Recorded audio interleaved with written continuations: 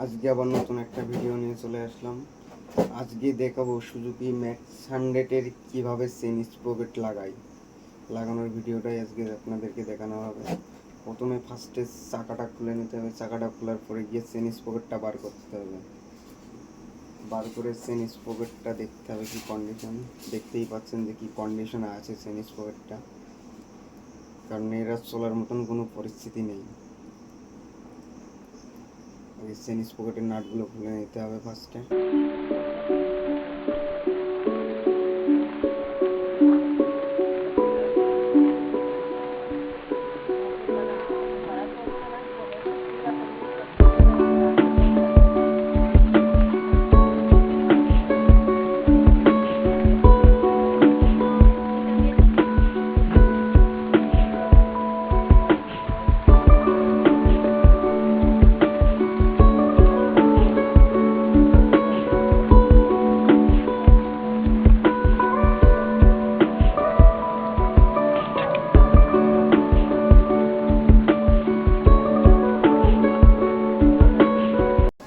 নতুন chain sprocket বের করা হচ্ছে।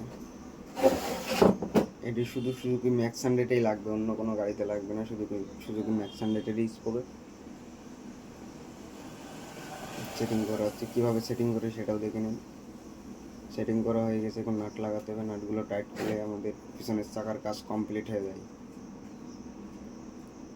স্প্রকেট লাগানো শেষ, গাড়িতে ফিটিং হচ্ছে।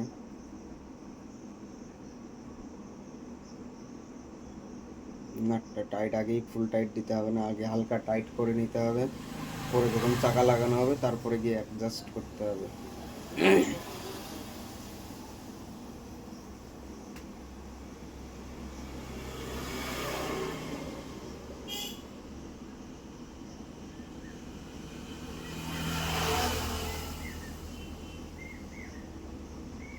আমাদের চাকার নাট প্রায় টাইট করা শেষ। এবার সামনের স্প্রকেটটা লাগাতে হবে।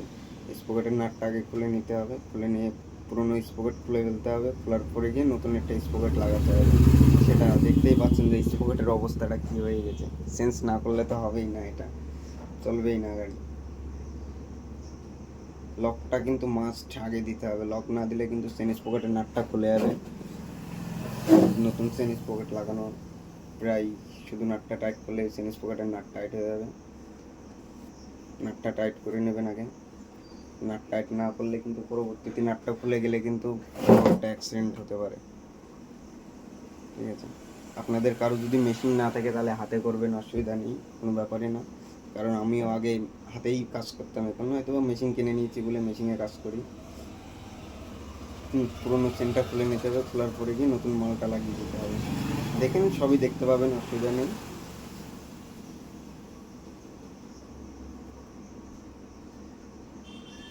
নতুন চেনটা লাগানো হচ্ছে।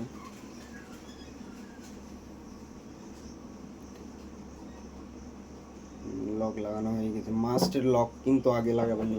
লক যদি না লাগান খুলে গেলে কিন্তু অবশ্যই প্রবলেম হয়ে যাবে।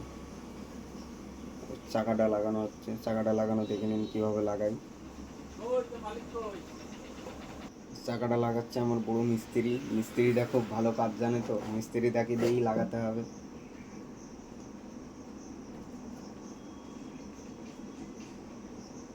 সামনের স্প্রকেট সব কিছু কমপ্লিট করার পরে গিয়ে দেখবেন যে গাড়ির টান কতটা বেড়ে যায়।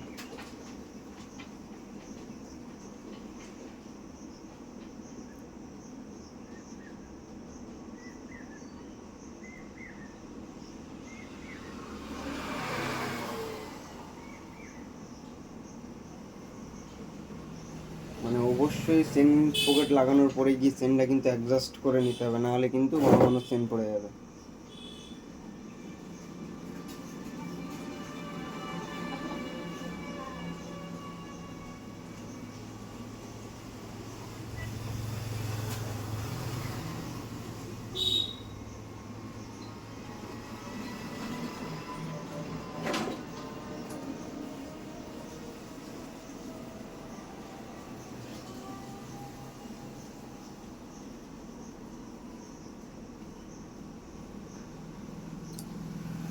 এগুলো তো আপনাদের দেখানো লাগবে না, কী কী করতে হবে সবই তো আপনারা জানেন, সেগুলো আর বলতে হবে না। আপনাদের মতন আপনারা একবারে সেটিং করে নেবেন।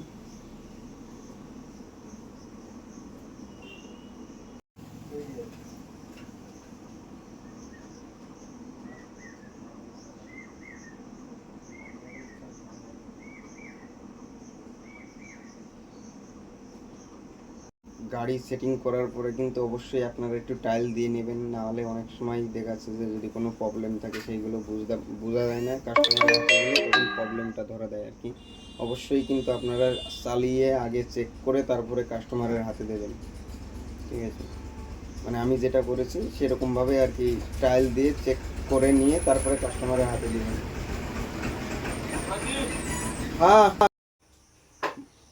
নতুন ভিডিও বানাচ্ছি তো কিছু প্রবলেম হলে মাফ করে দিন, ঠিক আছে?